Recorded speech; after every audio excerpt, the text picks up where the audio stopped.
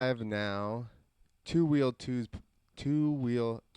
podcast number 93 with nice Canadian lad Christian Martinez. He's doing something right now. But as always, the podcast is brought to you by Motion Pro, motionpro.com. You can get pretty much sickest tools for your bikes. You can get super quick turn throttles if you got a screwed up wrist like me. Also, uh, Canvas MX. If you go to Canvas MX, you can actually design your own gear, whatever you want on it. You can put my face on Taking it, gear out there. Christian's face. You could put his dog's face. You could have your dog on your gear, Christian. Do you have that? That'd be pretty sweet.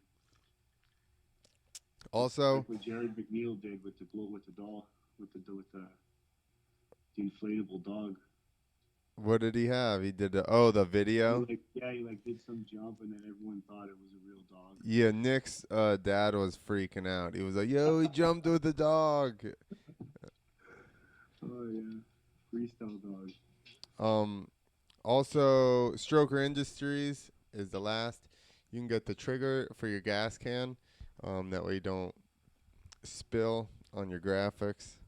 My graphics are shit now anyway, so it doesn't really much matter, but you know. So what's up, dude? Where are you at? Montreal, Canada, Quebec. Is it cold as shit? Holy crap, dude! It's like the snow when you walk, it squeaks like styrofoam. That's how Uh, cold it is. damn. Yeah, it's squeaky snow. What would you say, actual degree wise? It's like for us, it's probably like -7 or -10, but I don't know what that is. In Fahrenheit? Yeah, Yeah, we don't like to have it, like freeze at zero. We That would be too simple. yeah, I like metric because it makes your weight lower and your dick bigger. I guess. it, Yeah, it helps out like that. I never even thought of it like that. Both sound more impressive in metric. Yeah, What are we yeah, doing? yeah. So how 80 long you miles been an hour. riding? I'm 35 years old and I've been riding dirt bikes since I was like 16, 17. How long have you And been then doing FMX? I've been jumping ramps. Started when I was like 18, 19. And then I jumped ramps for like a couple of years. We had a spot, me and a bunch of friends, and we'd go out there and rip all the time. And Yep. then I kind of like, when I turned 30, it was kind of like a kick in the ass. I was like, what are you doing working when you just want to ride dirt bikes all the time? So then I just kind of put like my work ethic into riding dirt bikes and figured out the flip and kind of just started doing shows. And now I'm just riding it out, trying to make it happen. At 30, you were like, "Fuck it, I'm gonna flip." Yeah. I love it. Yeah. So how long after? So when did you actually flip to dirt? After deciding you were gonna do it? It was like 3 years ago to this date. Like, I remember it was like November something 3 years ago. I like drove to Florida after learning it at Scott Murray's place in the foam pit, and then I like did a couple flips to the resi mat, and then I went home, went back, did a couple more, and then I drove to Florida and then flipped to dirt at Carl Ritchie's place. Right. Nice. Yeah, So that was how long? But how long from when you were like your 31st or your 30th birthday till when you flipped to dirt? um, it's weird, but I think it was actually like on my 30th birthday or my 31st, I believe. I was at Scott's place, and it just kind of like I went there to like figure out the flip at 75. That was like the first time I started training it. It was like a year and a half, I think, Nice. of like just going back and forth to the foam pit. I Yeah. think I probably did like 80 to 100 flips in the pit before I like had enough confidence to go pull it somewhere else. Right. Sweet. Yeah, I did it for a while into the pit too. I know some people like Travis is like, if you can do it 10 times to the wheels, you go to dirt. And I'm like, Yeah, that's a good theory and all, but Jesus. yeah. I don't know. I just like to. I like to like figure things out. Like I don't know. Well, and Also, you, I'm older. I'm older, so I'm like wiser than I was when I was younger, I guess. yeah, So it's like I think more before I act a that's little bit good. more. Yeah, you're Try. still doing this stupid shit, but Yeah, it's a little more responsible, stupid shit. oh, I know. I rode up until I was 36. I retired at 36, Yeah. but I turned pro racing at 19. I just like got a pro license, and then I started doing freestyle at like 20, 21. So then by the time I was 35, I'd done it, for a long time. So I had definitely mellowed myself out, tried to be a little more calmer and consistent. Yeah. I never really like. I never kind of skipped the whole racing thing of it. I just like. I was just like one of those crusty demons of dirt kids, just Hucking going to it. the sand pits and riding. And Baggy gear. I have another line. You want me to just decline it, eh? Yeah. Unless they want to get on the podcast. Are they entertaining? I don't know. Should we just put them on? Yeah. I don't know if that works. Does that work that I'll, I'll call her back and put her on the podcast. She'll be that would be way? hilarious. Dude, I just got an iPhone 11 today. It reads my face. Huh? I just got an iPhone 11 today. It reads my face, dude. That's crazy, man. All this technology and phones is like nuts. Yeah, for sure. Uh, so what's your goal with riding? What do you want to do? I want to ride dirt bikes and have fun and be as healthy as I could. Yeah. Stay on, Um, keep doing it. did you have the clothing company before you decided you were gonna commit to riding 100%? No, no, like I kind of like I'm an artist. Like I draw and I tattooed for a bit. Started figuring out how tattoos work and all that, and then I just some of my friends that I grew up with, we went to school together, and like they're all like in the film industry and that sort of thing, and they've kind of been giving me a hand with like photos and videos. They're all at Sequence Films, and they helped me with media, making videos, and then I was like, you guys are awesome. You guys do great work, and I wanted to like try to figure out a way that we could work on a project together, so that way it encourages them to come and film us and have fun and like keep this moto dream going type of thing. Yeah. So then I was like, why don't we start a clothing company, and then we'll use the riding and all of us having fun as like the vibes for the brand type of thing, and we can organize parties. And I mean, that's all something that I've loved, is bringing people together and having fun riding dirt bikes, because there's nothing better than doing a whip with your buddy like right behind you, or a flip. You see him? Yeah. No, that's Yeah, it's just, I don't know. It's kind of like a family. It just keeps growing. It was always like rock bottom is actually the city where I'm from. It's Pierrefonds, but translate Pierrefonds in French translated to English is rock bottom.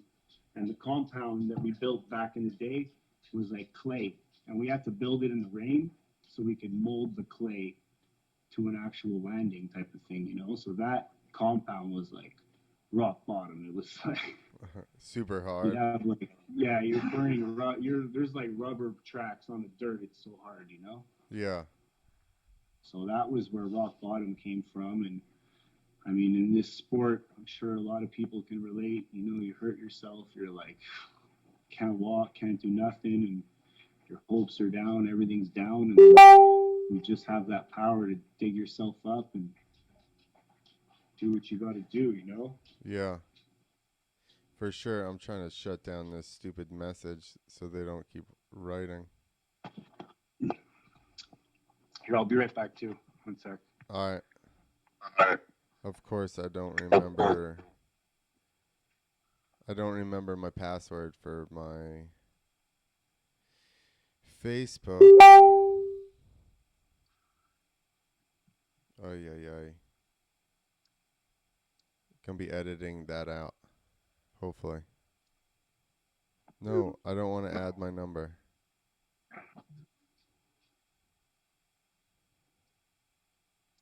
No, I don't want to find phone contacts either. Like, we're very intrusive here. Okay, we're back. You're back now. I'm back. They're sending GoFundMe stuff on here. I don't know what the hell's going on. All right. So back to riding dirt bikes. What kind of bike do you ride? I have a 2013 RMZ 450.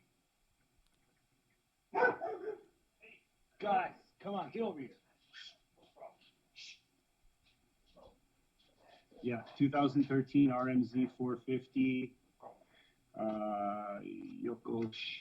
Yoshimura exhaust, pretty much stock.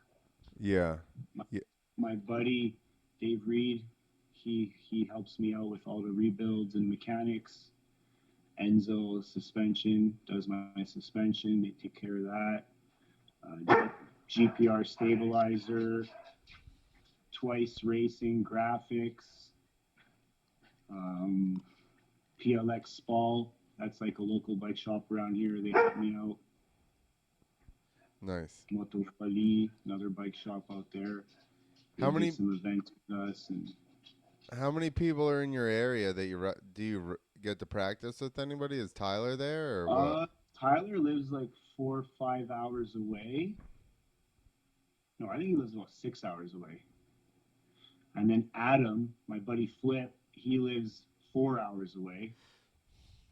But my friend Bonds, where I practice at his house, with a house next to the ramp right next to the house, that's about like 45 minutes away from me.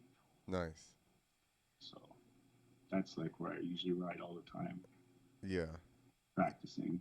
Yeah, that's funny. Like we've talked about it. The guys out west in California, they are like shitty with each other, because they don't want to help the other person, learn something or whatever, because they're in competition. But over here, like Canada and East Coast United States, we're so far apart that everybody's just stoked to have somebody to ride with. Yeah, for sure. But that stuff happens here too, like people are dicks everywhere in the world. Yeah, for sure. Anything about it. It's much less though if it's not as competitive. Like they're super competitive. Yeah. So.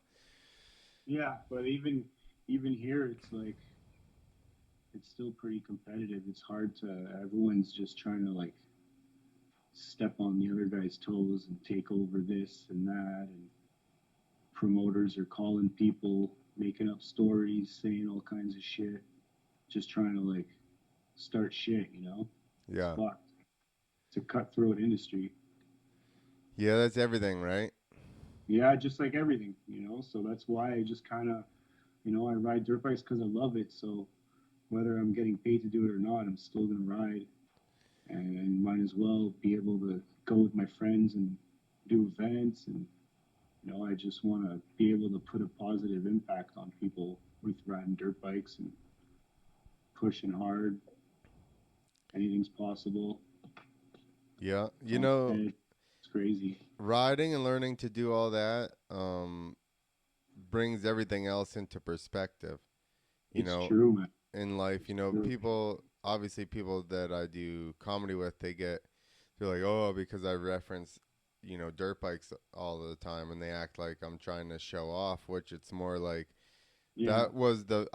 I'm better at dirt bikes than I am at anything else in my life. Yeah. So why I would obviously reference that or compare everything to that. Yeah. But I mean, that was one of my things in the first jokes I wrote is people are like, oh, aren't you scared to do comedy? And I'm like, bad day of comedy is my feelings are hurt. They didn't laugh at me. but like Yeah. a bad day riding a dirt bike and Yeah. you know, you're on crutches or you can't use your arm for like a month and a half. Yeah. Consequences are pretty not forgiving. Yeah, exactly. It's totally different. I'm like, listen, this is like, I want to Yeah. say that's being scared or afraid, whereas like, no, uh, yeah, like comedy's like being nervous, whereas freestyle is like being, you know, scared or terrified. For your life. Yeah, exactly. You're just like, "Ah." Yeah, I tell people, you know, it still hurts your ego when you crash your dick off in front of like, you know, 5,000 people just as much as them Yeah. not laughing at you. But besides that, you're also in pain. Yeah. Yeah. It sucks. Dude, Sucks. you're just coming back from